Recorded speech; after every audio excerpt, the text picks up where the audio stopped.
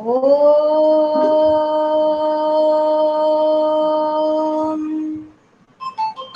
ओम.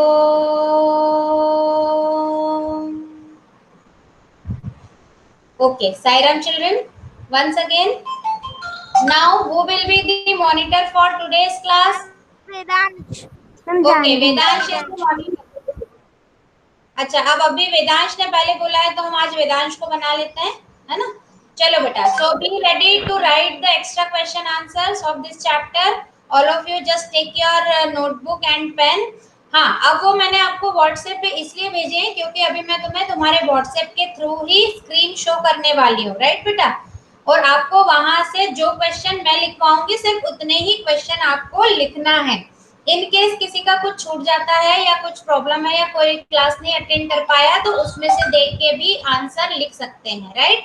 अभी अगर आप लोग व्हाट्सएप पे मैसेजेस भेज रहे हैं तो अभी भेजना बंद करिए, राइट? अभी क्लियर हो गया मैंने व्हाट्सएप पे वो पिक्स क्यों भेजे हैं? All those are extra questions which I am show you, है ना? हम उसको डिस्कस करके फिर 5th चैप्टर स्टार्ट करेंगे, राइट बेटा?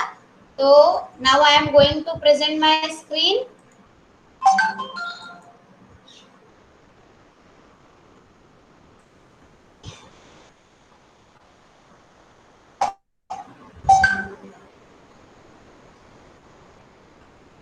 Is it coming? You are presenting your screen. Yes, ma'am. Yes, ma'am. Yes, ma'am. It's coming. हाँ, okay. Monitor should only respond, others नहीं बोलेंगे, है ना? रुको. Yes, screen is visible Vedansh? Yes, ma'am. It's visible. हाँ बेटा. So write the first question. It is the extra question of your 4th chapter, है ना? आपके 4th चैप्टर के एक्स्ट्रा क्वेश्चन है ये, ठीक है? Okay, so right it. The first, name the hardest and softest substance that occur in nature. Name the hardest and softest substance that occur in nature.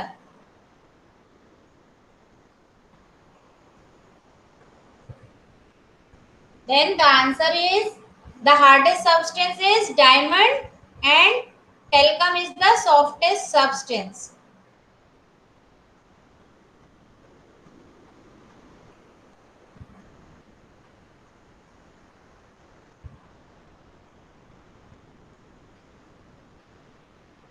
Then next,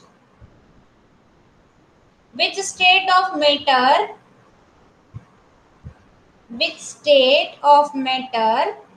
can easily change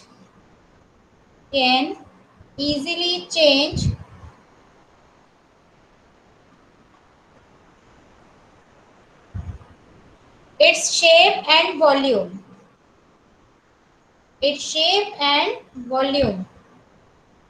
तो कौन सी state में जो matter है वो अपना shape easily change कर लेता है? तो बेटा जो गैस. यस, गैसियस स्टेट जो होती है उसमें इजीली हो जाता है ना? क्योंकि गैस के अंदर गैसियस स्टेट में क्या होता है, मॉलिक्यूल्स दूर दूर होते हैं, सो that's why it can change its shape easily. और सॉलिड में सबसे पास होते हैं, इसलिए सॉलिड में शेप चेंज नहीं होता है, कंप्रेसिबल इसीलिए नहीं होते हैं. और गैस के मॉलिक्यूल को क्या होगा, जितनी जगह मिलती है उतना फैलते जाते हैं. इसीलिए जब भी हम कोई परफ्यूम स्प्रे करते हैं, है ना, तो उसकी गैस है, इसकी वजह से क्या होता है, वो हवा में जो गैस होती है उसकी वजह से वो पूरा खुशबू पूरे रूम में फैल जाती है ना. तो जिस भी इसमें गैसियस स्टेट में क्या होता है बेटा, जो गैस के मॉलिक्यूल है वो दूर दूर फैल जाते हैं, इसीलिए उसका जो है शेप जल्दी से चेंज हो जाता है. Is that clear? Okay, now write the next question. Name any lustrous. अब इसको लिखो मत, ये तुम्हें पता है in general, but soon low. Name any lustrous material which is used to make ornaments. Ornaments बनाने के लिए जो यूज होता है, ऐसा कौन सा lustrous material है? Lustrous means gold. Ma'am, gold and silver. हाँ, gold. Yes. So you can write the gold. Answer is gold, है ना? Lustrous जो शाइन करता है, मैम ठीक है? मैं यहाँ पे Okay, write the. नहीं मत लिखो, ये तो तुम तुम जनरल इसमें भी आंसर दे सकते हो, है ना। जिन क्वेश्चन को हमको बिना लिखे भी हम याद रख सकते हैं या पता है हमको, तो that questions are not needed to write, ठीक है, उनको लिखने की जरूरत नहीं है। अब नेक्स्ट देखो, ओके मैम। नेम, हाँ, name one natural material which is obtained from trees, तो इसको भी लिखने की जरूरत नहीं है, सिर्फ देख लो ऐसा कोई भी नेचुरल मटेरियल जो हमको ट्रीज से मिलता है, so that natural material you can write just simply would, है ना, वुड में मिलती है, और भी कहीं तुम लिख सकते हो मटेरियल, तो you need not write this question. Now come to the next question, ये इसका भी तुम्हें कोई काम नहीं है। It is a property of matter to occupy space, उस प्रॉपर्टी को हम बोलते हैं volume. Ma'am can question we है write this? What is classification, नहीं, जिसको लिखना होगा मैं बता दूंगी, मैं बोल दूंगी बेटा right this question, okay okay. Now the next is what is classification, तो क्लासिफिकेशन का मतलब क्या होता है ये सिर्फ समझ लो, ग्रुपिंग बोले या क्लासिफिकेशन बोले वही मतलब है। It is the process of grouping, है ना, all living and non living things on the basis of common properties. Classify करना मीन्स उसको अलग अलग करना, उसके प्रॉपर्टीज के बेस पे ग्रुपिंग करना है, ठीक है। जैसे तुमने हार्डनेस के बेस पे अगर तुमने ग्रुपिंग की, तो you are classifying the material on the basis of their hardness and softness, like this lustrous या dull के बेस पे, या उनकी स्टेट के बेस पे कि सॉलिड है कि लिक्विड है कि गैस है, तो this is just to understand, no need to write, ठीक है। ये भी define matter, this also you need not write. Ma'am हाँ मैम एक्सक्यूज मी मैम, हाँ, मनसो कह रहा है कि उसे स्क्रीन नहीं दिख रही और आवाज भी ब्रेक हो रही है। तो बेटा किसी का माइक ऑन होगा और स्क्रीन क्लियर नहीं दिखने का कारण एक ये भी हो सकता है कि उसके पास कोई नेटवर्क इशू हो थोड़ा सा, है ना। बाकी सबको दिख रही है ना। मुझे भी बोल रहा है। हाँ, यस बाकी मैम। लोग बेटा अपना माइक ऑफ करो, हाँ बाकी ऑफ करो, और मैं साथ साथ बोल रही हूँ तो आप सुनो, okay. Then see this question,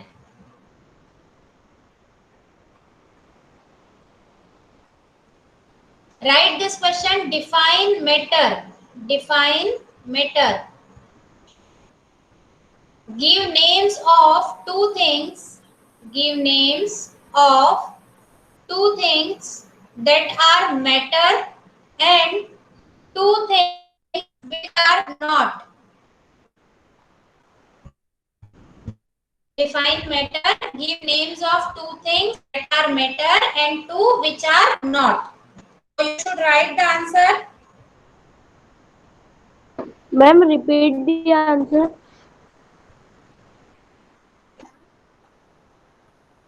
answer तो अभी बोला ही नहीं बेटा मैंने, अब मैं बोलूंगी answer, okay.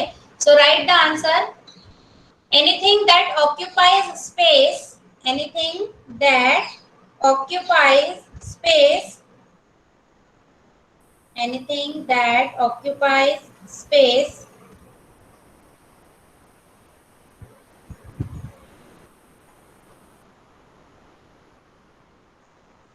and has mass, and has mass, mass में simply you can consider जिसका कुछ weight होता है ना, has mass, is known as matter, is known as matter.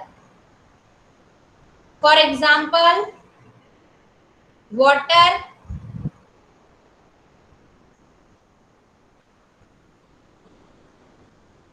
And air, है ना, ये भी स्पेस लेती है, इनका कुछ स्पेस होता है या नहीं होता है। वाटर किसी जगह में डाल देंगे हम किसी टम्बलर में, तो उस टम्बलर में फिर कुछ और डाल पाते हैं क्या, नहीं, है ना, अगर वो फुल ऑफ वाटर। Ma'am, हाँ ma'am, बोलो। write this answer.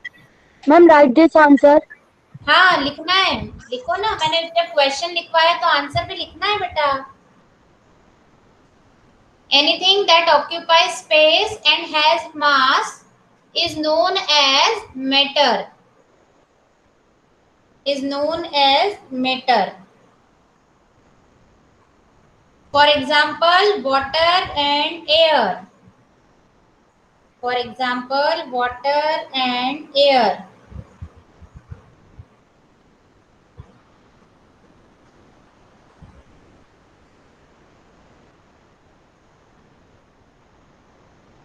On the other hand, radio signals and TV signals are not matter, है ना, जो सिग्नल्स होते हैं या हमारे मोबाइल के सिग्नल्स भी, दैट आर नॉट मैटर। तुम इस तरह से लिख सकते हो। हमारी फीलिंग्स भी, ये भी कोई मैटर नहीं है ना। सो this is the answer. Ma'am, we don't have to write the feelings of love or sadness is not आवाज matter. क्लियर नहीं आ रही है बेटा, आवाज क्लियर नहीं आ रही, क्या बोल रहे हो, फिर से बोलो। Ma'am, second point नहीं लिखना. हाँ, नो नीड, मैंने सिर्फ सिंपल तुम्हें एक्सप्लेन कर दिया। Simple you should write to examples, है ना, radio Okay, ma'am. Signals and TV signals. Now right the next question. Yes, differentiate between, question number 8 जिसका नंबर डला है, दैट यू शुड राइट, लिखो इसको। डिफरेंशिएट बिटवीन,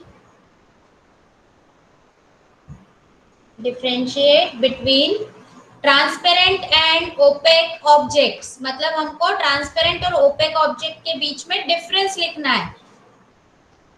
तो इसका आंसर अगर हम नहीं भी लिखवाए तो आप लिख सकते हो, बिकॉज ऑलरेडी हमने डिस्कस कर लिया है क्लास में, and it is given in your book also.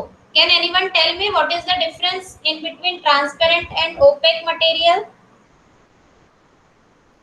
Ma'am, can I give? Yes. Ma'am, in transparent object we can see through the object, and in हाँ, opaque object we can't see anything. Very Light good. cannot yes pass. Yes yes, हाँ, in this way, है ना। और अगर आपको जिसको नहीं भी समझ में आए तो क्योंकि मैंने व्हाट्सएप पे भेज दिया है, तो आप उसमें से देख के भी आंसर लिख सकते हो। और अभी मैम एक किसने आंसर क्वेश्चन किया? तो मैम एक क्वेश्चन तो लिखना है ना. हाँ, क्वेश्चन लिखना है ताकि तुम्हें याद रहे कि बाद में तुम्हें इसका आंसर लिखना है ना। क्योंकि एक एक आंसर को अगर बेटा मैं यहाँ से डिक्टेट करती रहूंगी तो it will take too much time, right. और that's why already I have sent you, but why we are discussing here कि आपको कौन से क्वेश्चंस लिखने हैं, सिर्फ वो, क्योंकि क्वेश्चन तो बहुत सारे दिए हैं लेकिन हमें उतने सारे नहीं लिखना है। तो जो जो क्वेश्चन हमें लिखना है सिर्फ वही हम डिस्कस कर रहे हैं, और उनमें से भी मैं आपको बताती जा रही हूँ कि कौन सा आपको लिखना है, राइट। तो ये क्वेश्चन 8 आपको लिखना है, आप उसमें से देख करके लिख लेना। और अभी इसने आंसर करेक्ट दिया है। And what are the examples, we can say air, air हमारे अराउंड होती है ना, लेकिन फिर भी हम एक दूसरे को देख सकते हैं, हम अपने आसपास की चीजों को देख सकते हैं। So we can say air is a transparent material, बोल सकते हैं या नहीं, Yes, ma'am. है ना। Yes, ma'am. Yes, ma'am. Glass को Glass. भी हम देख सकते हैं लेकिन मिरर के थ्रू नहीं देख सकते। मिरर में हमें अपनी इमेज का रिफ्लेक्शन दिखता है, मिरर के थ्रू आर पार नहीं देख सकते हैं। देख सकते हैं क्या बेटा? There is difference between No, ma'am. Mirror, glass और मिरर में डिफरेंस होता है। ग्लास सिंपल ग्लास होता है जिसके बाहर हम देख सकते हैं, हमको उसके आर पार दिखता है। लेकिन जो मिरर होता है, मिरर के आर पार हमें नहीं दिखता, मिरर में हमें अपनी इमेज दिखती है। और मिरर जो होता है पीछे से पैक होता है, उस पर सिल्वर पॉलिश होती है बैक साइड में, है ना। तो मिरर और ग्लास में ये क्वेश्चन लिखना है। किसको, ये क्वेश्चन तो लिखना है, ये वाला, differentiate between transparent and opaque object, ये क्वेश्चन लिखना है। अब नेक्स्ट क्वेश्चन है क्वेश्चन 9, वो भी आपको लिखना है। ये तो मैं आपको ग्लास और मिरर के बीच का डिफरेंस ऐसे ही समझा रही थी, क्योंकि कई बार हम समझते हैं कि मिरर और ग्लास का मीनिंग एक ही है, तो it's not like that, mirror and glass both are different, ठीक है। ये तो मैं तुम्हें ऐसे ही समझा रही थी, ये क्वेश्चन आंसर का पार्ट नहीं है। क्वेश्चन आंसर में आपको सिर्फ ये 8th वाला क्वेश्चन लिखना है। अब 9th वाला लिखो, आगे लिखना है 9th वाला भी। Why should we keep our hands dry while operating electrical appliances, है ना। ऐसा बोलती होंगी ना घर में भी मम्मी आपको कि लाइट का कोई भी स्विच है या इलेक्ट्रिसिटी से रिलेटेड कोई भी स्विच अगर आप ऑपरेट कर रहे हो, ऑन ऑफ कर रहे हो, तो आपका हाथ गीला नहीं होना चाहिए, बोलते हैं ना ऐसे, बोलती है कि नहीं? हाँ, तो ऐसा क्यों? Yes, ma'am. क्योंकि क्या होता है बेटा, हमें कभी भी गीले हाथों से या वेट इससे हमको इलेक्ट्रिकल स्विचेस को या इलेक्ट्रिकल अप्लायंसेस को ऑपरेट नहीं करना चाहिए। व्हाई? बिकॉज अगर हमारे इसमें वाटर शॉक लग सकता है। हाँ तो ये शॉक लग सकता है। शॉक क्यों लगता है? क्योंकि हम भी क्या है, गुड कंडक्टर ऑफ इलेक्ट्रिसिटी है। कंडक्टर मतलब जो अपने में से उसको पास होने देते हैं। ये आगे आगे हम चैप्टर्स में पढ़ेंगे। इलेक्ट्रिसिटी वाला जब चैप्टर आएगा तब हम कंडक्टर, इंसुलेटर इनके बारे में भी पढ़ेंगे, तब ज्यादा डिटेल में मैं समझाऊंगी वहां पर। अभी आप सिर्फ इतना समझो कि हमारी बॉडी भी क्या होती है, कंडक्टर होती है। लेकिन अगर जो वाटर है, हाथ गीला है मतलब हाथ में क्या है, वाटर है, तो वाटर के अंदर जो सॉल्ट्स होते हैं वो इलेक्ट्रिसिटी को कंडक्ट करते हैं, वो भी इलेक्ट्रिसिटी के कंडक्टर होते हैं। तो हम इलेक्ट्रिक शॉक से बचें, इसलिए हमें ये एडवाइस दी जाती है कि हमें अपने हैंड्स कैसे रखना चाहिए, ड्राई रखना चाहिए।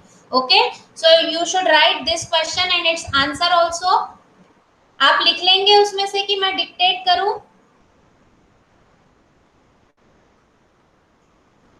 Are you able to write from that pics which I have sent on your WhatsApp group? Yes, ma'am. हाँ, ma'am. so Yes, the ma'am. Number आपको नोट करना है, 8 लिखना है, 9 लिखना है। अब 10th को हम फिर से नहीं लिखेंगे क्योंकि ट्रांसपेरेंसी और ट्रांसपेरेंट मटेरियल का मतलब क्या होता है ये हमें पता है, तो हम इसलिए 10th वाला क्वेश्चन नहीं लिखना है आपको। ठीक है, क्लियर? Yes ma'am. ओके, ये 11th भी नहीं लिखना है। Yes ma'am. हाँ, मैग्नेटिक प्रॉपर्टी ये कुछ नहीं लिखना है। ओके, अब I am showing you the next page.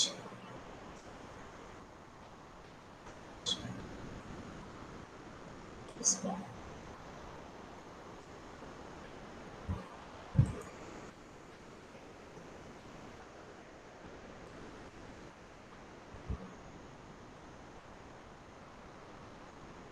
just wait, I am trying to make it clearly visible.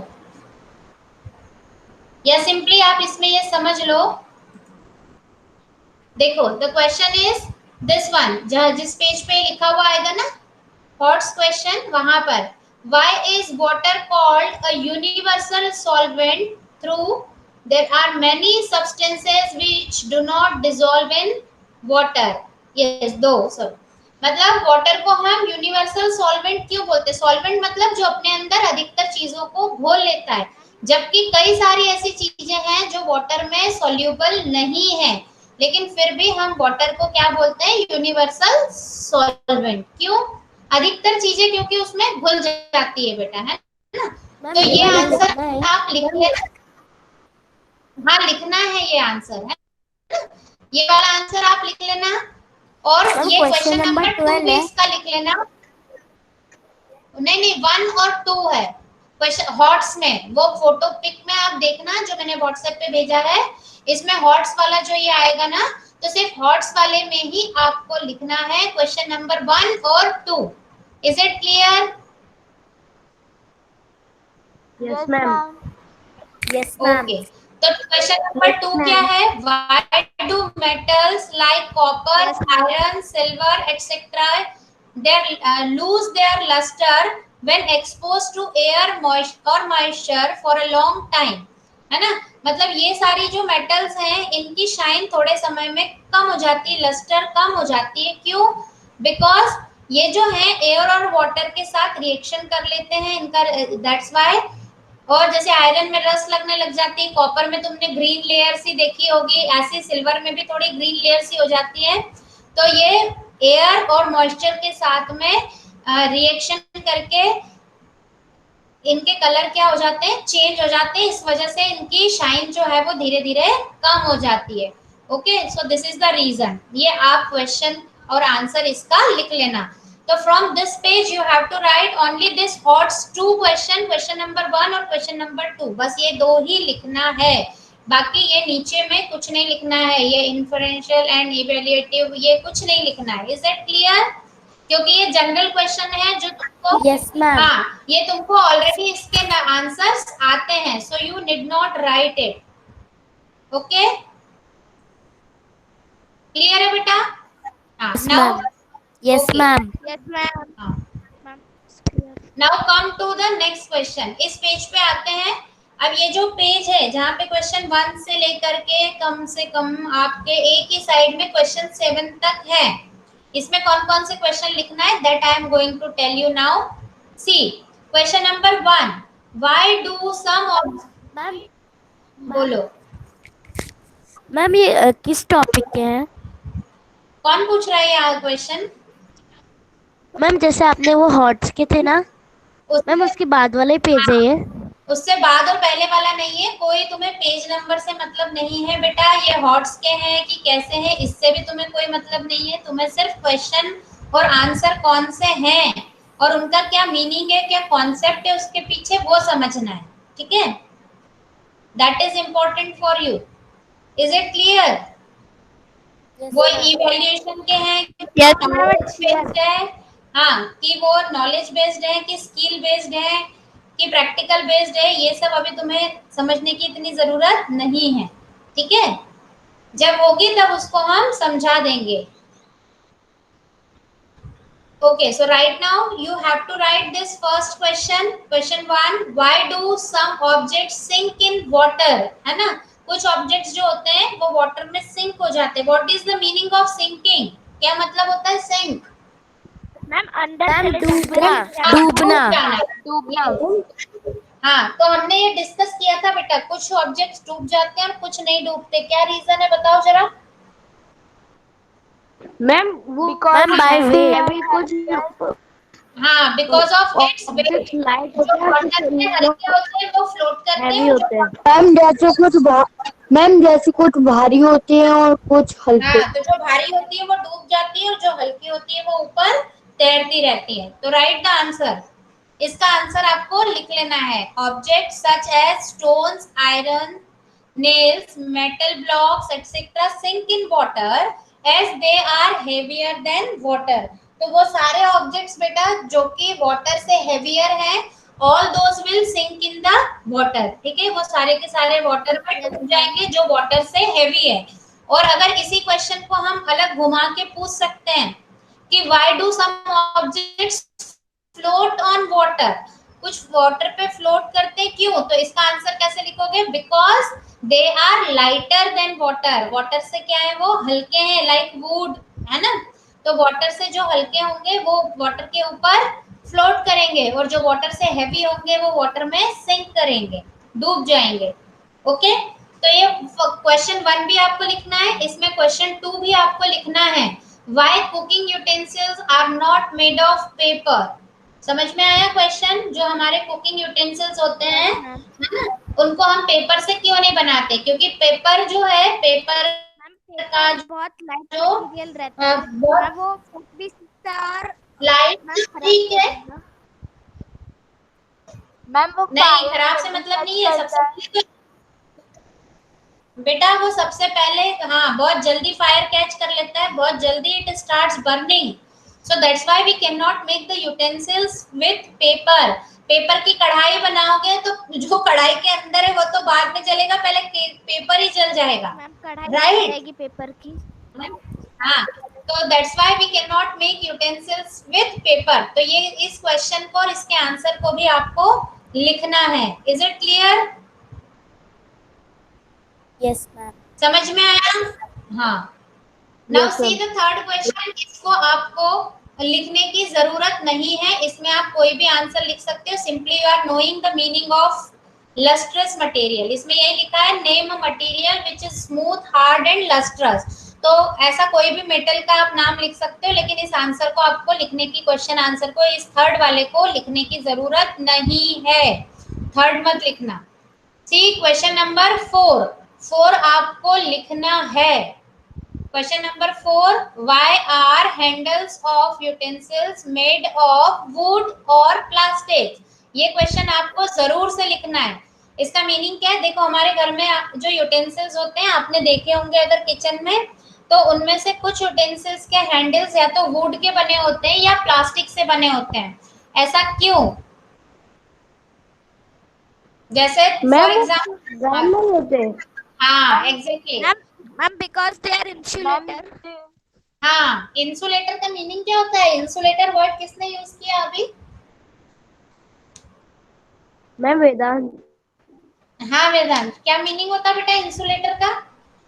Ma'am जो उसी के साथ फ्रेंडली होता है उस मटेरियल। नहीं, जो उस चीज को अपने में से पास नहीं होने देता है। जैसे अभी यहाँ पे हम हैंडल्स की बात कर रहे हैं, तो as we cook food on the fire, fire के ऊपर हम कुक करते हैं, तो फायर में क्या होती है, हीट होती है ना। तो इसीलिए इन जो भी यूटेंसिल्स होते हैं, कुछ यूटेंसिल्स उनको वो क्या होंगे, हीटेड हो जाएंगे, तो उनके साथ काम करना मुश्किल होगा। तो इसलिए वो हैंडल्स जो है उसके किससे बनाते हैं, लाइक वुड और प्लास्टिक। प्लास्टिक भी कई तरह का होता है बेटा, अच्छी क्वालिटी के प्लास्टिक को यूज किया जाता है हैंडल्स बनाने में। प्लास्टिक्स भी होते तो हैं। वो, हाँ, तो वो अपने में से हीट को पास नहीं होने देते हैं, कंडक्ट नहीं होने देते हैं, that's why that are called insulator. तो ये ध्यान रखना, जिससे क्या होगा, जब हम उससे उन यूटेंसिल्स के साथ काम करेंगे तो वो हमारे लिए हार्मफुल नहीं होगा, सेफ होगा और उसको यूज करना इजी होगा। ठीक है बेटा। जैसे फॉर एग्जांपल तवा मैम देखा होगा आपने, नॉन स्टिक पैन्स कई आते हैं आजकल, तो वो देखे होंगे जिसमें हैंडल्स लगे हुए रहते हैं। हाँ बोलो। मैम वो स्टील में से जो हम तवा है उसमें से हीट इसलिए वो निकल जाती है क्योंकि वो पहले लिक्विड फॉर्म में होते हैं ना। कौन कौन लिक्विड फॉर्म में होता है? Ma'am metal. मेटल तो अभी तुम्हारे पास जो है वो सॉलिड फॉर्म में ही है बेटा, जो भी यूटेंसिल्स होता है वो तो सॉलिड फॉर्म में होता है। वो लिक्विड में कहाँ रहता है? कोई लिक्विड फॉर्म का यूटेंसिल तुमने देखा है? मैम जो ओके, इज द क्वेश्चन। बनते हैं तब अरे हम्म, नहीं, कंफ्यूज नहीं हो। Yes, now come to the next question. Is it clear? Fourth question clear है? Yes ma'am. Now see the next question. Why do we cook food in utensils made from aluminium or other metallic materials? इसमें क्यों करते हैं? अच्छा देखो, अब अगर क्या होगा, अगर वुड के इसमें हम खाना बनाने लग जाए बेटा, तो वुड के इसमें क्या होगा, वुड तो हीट का कंडक्टर ही नहीं है अच्छे। जल जाएगा पूरा। कैच फायर तो कैच कर सकती है लकड़ी, लेकिन अच्छा, अब उसमें वो ढंग से खाना पक नहीं पाएगा अगर वो अच्छा कंडक्टर नहीं होगा तो। अब ये जितने भी मेटल्स हैं, इनको अगर हीट गरम करते हैं हम, तो ये क्या हो जाते हैं, गरम हो जाते हैं ना, हीट पे फायर पे रखते हैं तो ये गरम हो जाते हैं, और वो जो हीट है वो ट्रांसफर हो जाती है किसमें, जो भी उस कंटेनर के अंदर सामान होता है, जैसे जो भी खाना हम बना रहे होते हैं उसके अंदर ट्रांसफर हो जाती है, तभी तो वो मटेरियल कुक होता है या गर्म हो जाता है, राइट। जैसे हमने मान लो एक किसी भी एल्यूमिनियम के बर्तन में या कढ़ाई में तुमने कोई भी पानी गर्म करने को रखा है, तो वो पानी थोड़ी देर में गर्म हो जाता है ना। वो गर्म कैसे होता है, जो एल्यूमिनियम का कंटेनर है पहले वो हीट लेता है, वो हीट किसको कंडक्ट कर देता है, उस वाटर को दे देता है, तब वो वाटर क्या है, गर्म हो जाता है। So that's why we cook food in utensils like steel or aluminium or other metallic materials. तो ये क्वेश्चन नंबर 5 आपको लिखना है। और मैम ठीक है क्वेश्चन। एल्यूमिनियम हाँ, की आजकल फॉइल आती है तो उसको हम अपने टिफिन में लेकर आते हैं। तो तभी इसलिए मम्मी जो खाना गरम रखती है वो गरम रहता है ना उसमें। Yes ma'am. Yes ma'am. Okay, now see the next question. Question number 6 आपको लिखना है एक्वेटिक मटेरियल के लिए, क्योंकि पानी के अंदर भी कई सारी गैसेस बेटा घुली हुई रहती है। ऑक्सीजन होता है वाटर में, तो वो क्योंकि ऑक्सीजन और ऑल ये गैसेस जो है वो सॉल्युबल है वाटर में, इसलिए क्या होता है, वाटर के अंदर जो एक्वेटिक एनिमल्स हैं या प्लांट्स हैं उनके सर्वाइवल के लिए ये जरूरी होता है। ठीक है, ये क्वेश्चन आपको लिखना था, क्वेश्चन नंबर 6। ठीक है, 7 को लिखने की जरूरत, air is considered as for conductor of heat where this property of air is use. Question number 7 भी आप लिख लेना, नंबर नोट करते जाओ कॉपी में। बाकी फिर ये कुछ नहीं लिखना है, इधर 8 9 10 ये जो आ रहा है ये इस तरह से ये कुछ भी नहीं लिखना है। ठीक है, सिर्फ 7 तक लिखना है। So on this page from question number 1 ये why do some object sink in water, यहाँ से लेके आपको क्वेश्चन नंबर 7 तक लिखना है। इसके बीच में सिर्फ एक आध कोई क्वेश्चन था जो नहीं लिखना था, ये थर्ड वाला, वो मैंने आपको बता दिया। क्लियर है? Yes, ma'am. Is it clear to everyone? Yes, ma'am. Ma'am, it's clear. Ma'am, it's clear. Yes, ma'am. Hmm.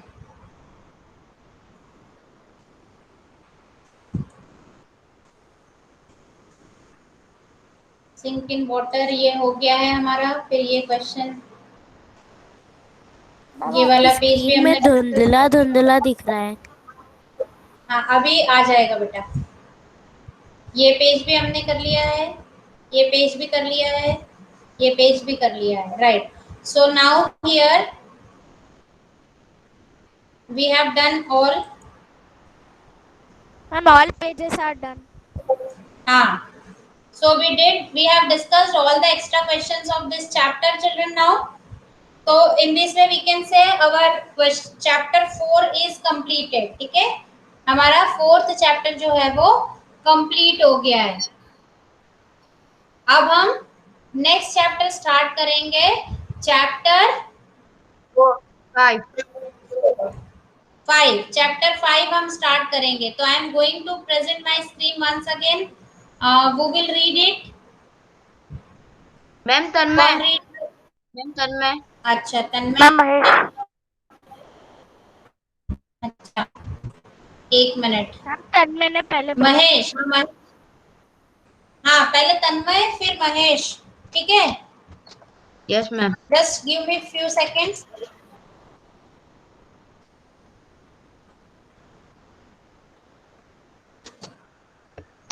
What is the name of fifth chapter? Separation of Ma'am, substances. separation of substance. Okay, separation of substances. Okay. Just give me a few seconds. I am presenting my screen. अभी एक minute जरा screen present करती हूँ।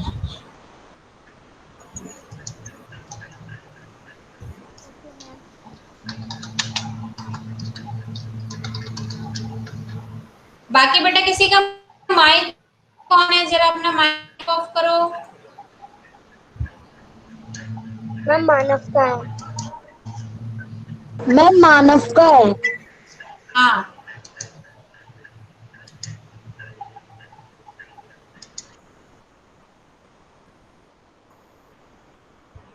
Yes, my screen is visible बेटा? No, ma'am. No ma'am. अच्छा okay, no ma'am. No, ma'am. Yes wait. No ma'am. पहले Tanmay read करेगा ना? Yes ma'am. Yes, ma'am, उसने पहले बोला था। हाँ, now is it coming on the screen? You are presenting your screen? हाँ अभी आ रहा है बेटा? Yes ma'am. Chapter is it? Yes ma'am. Ma'am, it's coming. हाँ okay Tanmay, now you should read बेटा। Yes, ma'am. Chapter 5, Separating of Substances. There are many instances when we notice a substance being separated from a mixture of materials. Tea leaves are separated from the liquid with a strainer. While preparing tea, the हाँ ली, the wait बेटा wait, सुनो कि अब इस chapter में और fourth chapter में पहले हमने पढ़ा कि हम ग्रुप्स में या ऑब्जेक्ट्स को है जो कैसे क्लासिफाई करते हैं on the basis of their properties, and different properties we have studied in fourth chapter. Now in this chapter we will study how do we separate substances, मतलब जो कुछ दो मिले हुए सब्सटेंस रहते हैं या उससे ज्यादा मिले हुए सब्सटेंस को हम कैसे अलग अलग करते हैं, and why do we need to separate them. So simple example you can see when you all have must have seen in the kitchen that your mother must be preparing the tea, तो जब भी हम T बनाते हैं तो उसमें से tea leaves को सेपरेट करना पड़ता है ना. You can see here this picture. यहाँ पे भी टी लीव्स को सेपरेट करना जरूरी है या नहीं कि उसी के साथ पी जाते हैं? मैम जरूरी है. सेपरेट करते है ना. वो हाँ. तो यहाँ पे क्या कर रहे हैं हम? सेपरेट कर रहे हैं through with the help of strainer. You can see here. Similarly you must have seen at your home. आपकी मम्मी अगर घर पे ही बटर बनाती होगी या दही से, कर्ड से, पहले क्या बनता है? बटर मिल्क को फिर उसी को और चर्न करते हैं. तो पहले कर्ड को चर्न करते हैं तो क्या निकलता है? बटर और फिर बटर मिल्क, है ना, छाछ जिसको बोलते हो. तो ऊपर ऊपर बटर आ जाता है तो बटर क्या हो जाता है? उसमें से सेपरेट हो जाता है और बटर मिल्क को हम अलग कर लेते हैं और उस बटर से फिर क्या बना लेते हैं? घी बना लेते हैं, है ना. तो ऐसे हम कई सारे काम है जिसके लिए हमको सेपरेशन की जरूरत पड़ती है ना. तो सेपरेट जैसे फॉर एग्जाम्पल जब घर में गेहूं आते होंगे, वीट आते हैं ना, जैसे हम साल भर का कुछ सामान भर के रखते हैं घर में. तो जब हम उस गेहूं से उसका क्या बनाते हैं? फ्लोर मीन्स आटा बनवाते हैं. उससे पहले उसको बीनती है ना मम्मी, घर पे देखती है ना कि उसमें कुछ कंकड़ पत्थर या कोई कचरा तो नहीं है. इस तरह से सेपरेट करते हैं ना. तो ये सारी चीजें. तो ऐसी कई सारी प्रोसीजर्स होती है बेटा. सेपरेशन की भी कई सारी मेथड्स होती हैं. तो अलग अलग मेथड्स को हम अलग अलग जगह पे उसके सुटेबल जैसी होती है उसके अकॉर्डिंग हम यूज करते हैं. तो in this chapter we will study different methods of separation. इस चैप्टर में हम ये पढ़ेंगे और कैसे करते हैं that we will study. Okay, Tanmay के बाद किसने पढ़ने को बोला था? महेश. Mahesh you continue. महेश थोड़ा सा और पढ़ेंगे. हाँ Mahesh. Then mango or guava. Then mango or guava. बेटा इधर Imagine पढ़े. you are given a यहाँ grain is separated from stalks. grain is separated from stalks while harvesting. Milk or curd is churned to separate the butter. Figure 5.2. As we learned in chapter 3, we gin cotton to separate its seeds from the fiber. Perhaps you might have even से भी salted. और बेटा सुनो, cotton से भी उसके seed को separate करना पड़ता है ना, नहीं तो उसका फिर फाइबर कैसे, और उस फाइबर से फिर यान कैसे बनेगा और यान से फैब्रिक कैसे बनेगा अगर उस सीड को सेपरेट नहीं करेंगे तो ऐसे कई सारे प्रोसीजर है. अब आप आज का एक टास्क है आपका कि today you have to read this chapter at home. Back to आपको आज के चैप्टर घर पे पढ़ना है. In next class we discuss कि what have you read in this chapter और अलग अलग मेथड्स को हम और डिटेल में पढ़ेंगे. ओके, तो all of you till then take care of yourself. That's all today's class. ठीक है बेटा, आज क्लास को कंक्लूड करते हैं with shanti path. All of you just join your hands and close your eyes for shanti path. Shanti Path, you can leave the meeting. Yes. Shanti, Shanti.